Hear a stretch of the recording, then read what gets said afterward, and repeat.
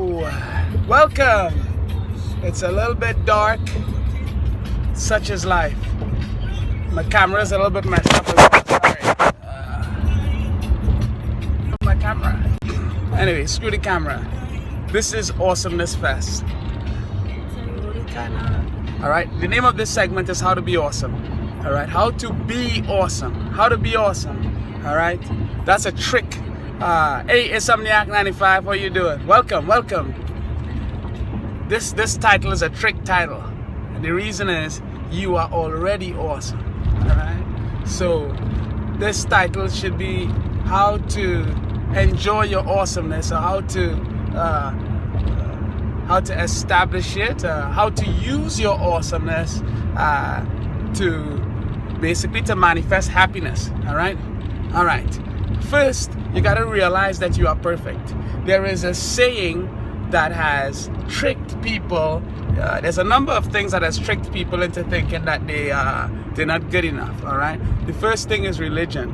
All right. What religion has done is, some religion, I don't know if all of them, but Christianity, what it has done is it has made you useless without Jesus. You know. So if you deal with the Christians, they will tell you, for all have sinned. You know, and sin is like one of the terrible things that can take you to hell, apparently. But for all have sinned and come short of the glory of God. I don't buy it.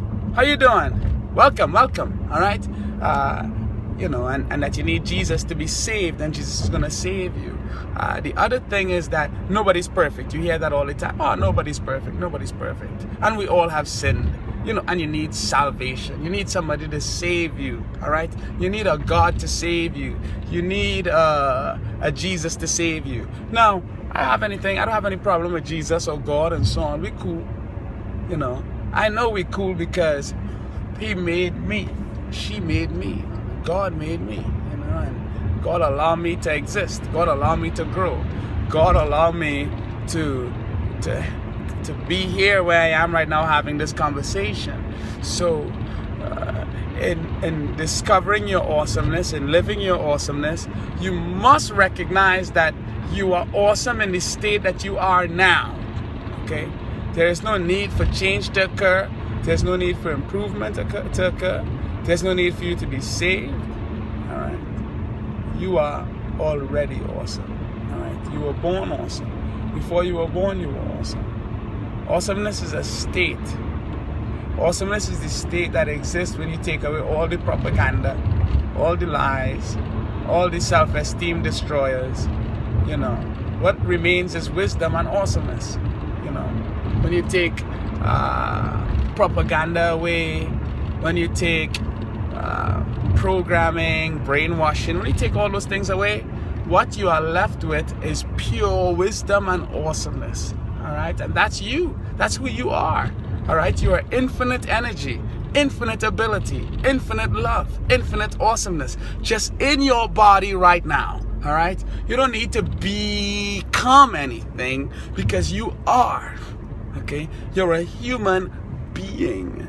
Only in the corporate Western society do you really need to have and become something, you know, but really and truly, you are. You know, a lion doesn't question who he is. A lion doesn't try to become a tiger, you know, and a gazelle doesn't try to become a tiger. Even though tigers eat the shit out of him and his friends, he's not going to become a tiger at any point in time.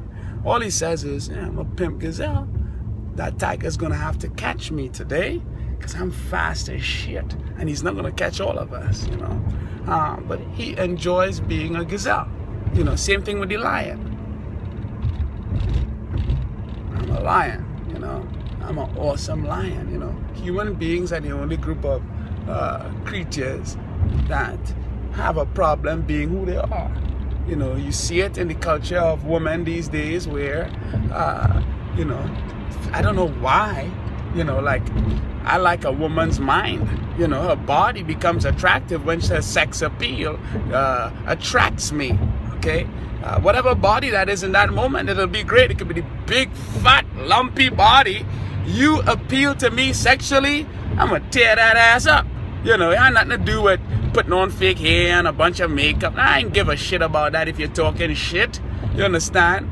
You're some pretty nice looking, smelling good woman who now think that because they're pretty nice looking and smelling good that that you now owe them something. You owe them a drink, you know, or you owe them kindness, or you owe them tolerance, you know, like you have to tolerate their errands. I need to stop here. We need to pick up my friend here. Bitch, fuck off with that shit. If we have any woman on the line, I'm gonna give you some advice. Men like women. Done. Okay, there's nothing complicated about it. It's hide and seek.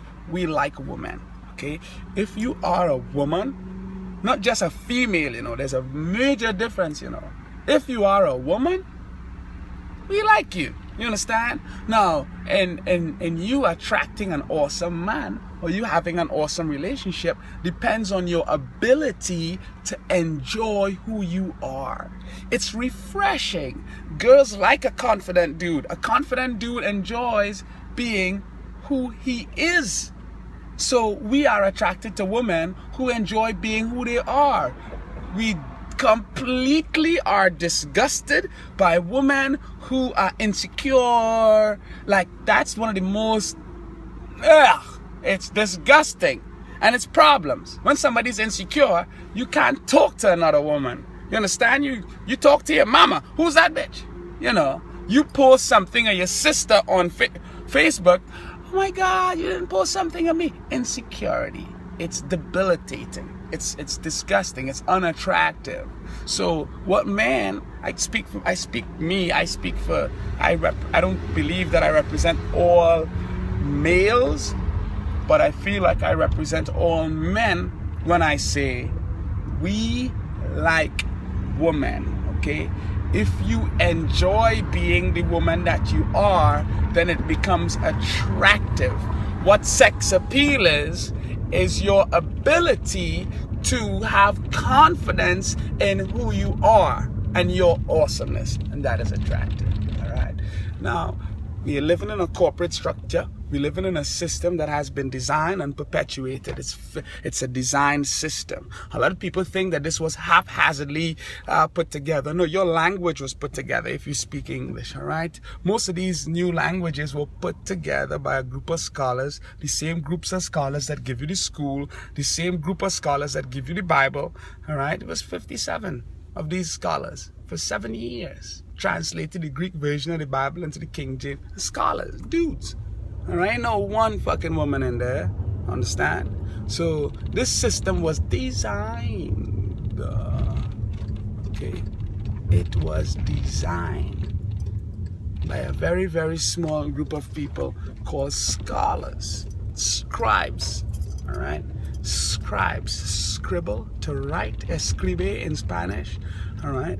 These were the wise men of the day. They weren't necessarily wise, but they possessed the ability to interpret script and to write. Now, as a result, if you could write, then you could write poems, you could write stories, you could write laws. So women stayed out of that process, didn't stay out. They kicked them out of the process for a long time. Even today, women get 77 cents on the dollar. And not by choice, this is just by design. The system is designed that way. All right, now, with any level of intelligence, and you know, you could look at this and see this system at work. Now, it is up to you to decide if you're gonna play the game or you're gonna get played by the game. All right, now, if you're living in this system and you are oblivious, meaning you just walk around thinking that everything occurs randomly, and the system and your language and your government and the bombings and the murder and the ghettos and the news and movies and all those, if you think the structure of those things and the consistency of those things are, let's say, haphazard and random, then you're deluding yourself, all right? And you basically you know, you're not living, you know. In order to live, you need to be here now. In order to be here now, you need to exist outside of the game. All right? Now, I'm an athlete, and say I use a lot of athletic analogies because they're awesome. All right?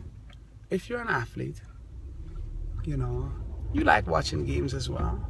All right? But you enjoy playing a lot more than being a fan. You enjoy playing a lot more than analyzing. All right? If you're a player, you like playing. All right? Now, the way it works is that an athlete will go play a game. All right? He is not the game, and he is separate from the game. But the game is played, and then it's done. He plays, he participates in the game, and then it's done. Now, you, in order for you to extract as much as you can out of the system, in order for you to enjoy being who you are, you need to play the game. All right? Now, you could choose not to play, but you would have to leave the cities and go into, let's say, the bush and live off the grid and, you know, grow your own crops and stuff of that nature. You don't have to play the game. But if you live in America or in the Western world, Europe, or any country that has a system of government like the system of government that perpetuates the world, that is, you know, it's all over, it's all around.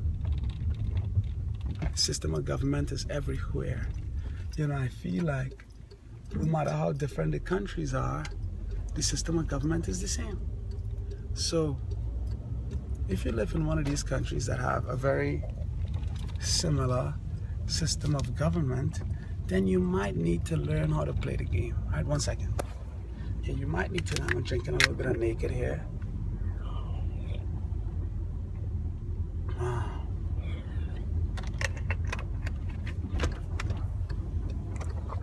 All right. Oh yeah, I found the park. Fantastic. All right. 1 second, folks.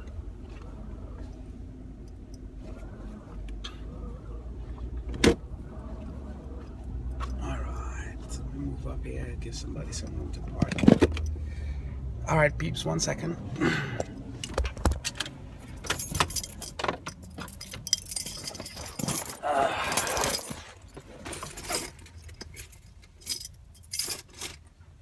La la la la, la la la, hey hey, goodbye.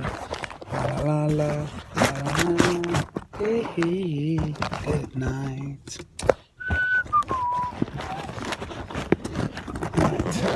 Those of you who stayed on while I did this thing here, sincere appreciation for your patience. Right, much love to you and your folks.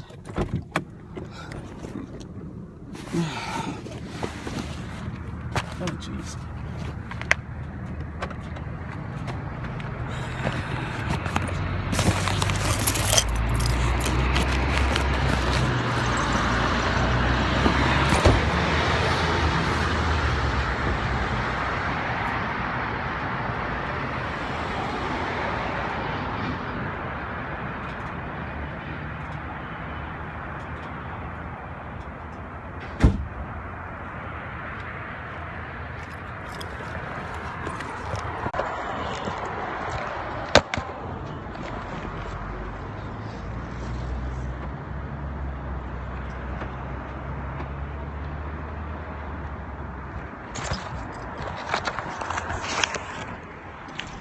Hello, you guys hung out?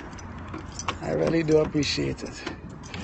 Fantastic. I had to remove this from the car here. Alrighty. Let's finish up. Alright. I'm gonna make this 2 minutes longer and then we're good to go. Thank you for staying with me. Alright, now, as far as playing the game, let's say the highest level of the game is corporations. All right, it's the game of Monopoly. All right, now, or the game of chess, but Monopoly is more the case. You know, chess is strategy, Monopoly is also finance, okay? And in the game of the world, this system, you need both, okay? You need to have finance, and you also need strategy, all right? So let's look at how you can win this game. Now, some people will ask me, hey, Thorn, are you winning? I've always won, okay? The beauty is about taking on new challenges, all right? That's where you grow. Right? Growth occurs outside of an old space. Now, you really can't grow in the same space. You have to have a new space to grow, all right? So, one, expertise count. All right, now you don't always have to get your expertise in school. As a matter of fact, for the first 4 years of school, you will get no expertise, okay? Expertise come in the master's and doctorate programs, right? So they kind of force you to do 4 years so they can get you 150,000 from you. And then the real, you know, let's say the real specialist is born, okay?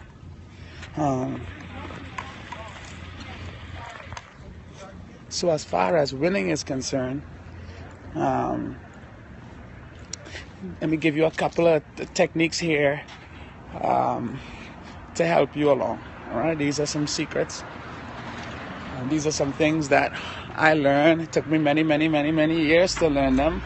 A lot of study, listening to the right people, reading the right books, looking at the right tapes, and doing the right experiments. And the right meaning, the ones that I did, all right? It's not limited to the ones that I did, but I'm just talking to you about the ones that gave me an edge consistently in life, all right?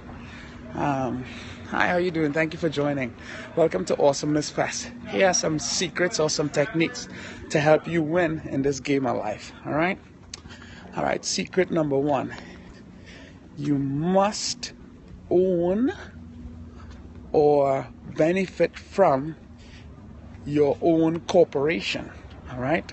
So it's either you own a corporation or you gain profits from having shares in a corporation, all right?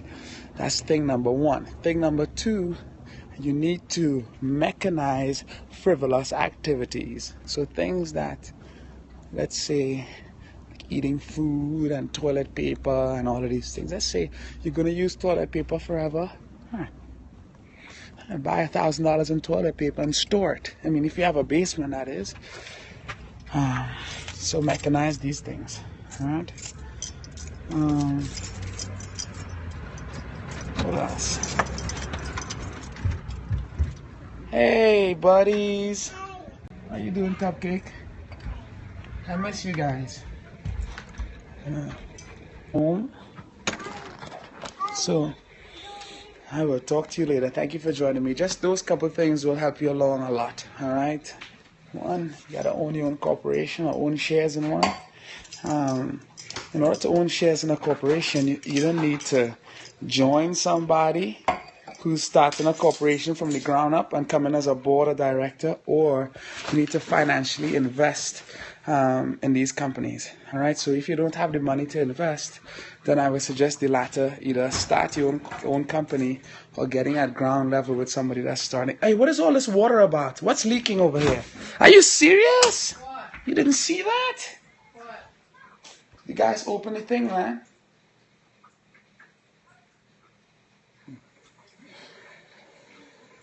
Am I supposed to clean this up now? I guess I'll put her. Alright. Alright, folks. Have a good one. Thank you for joining me.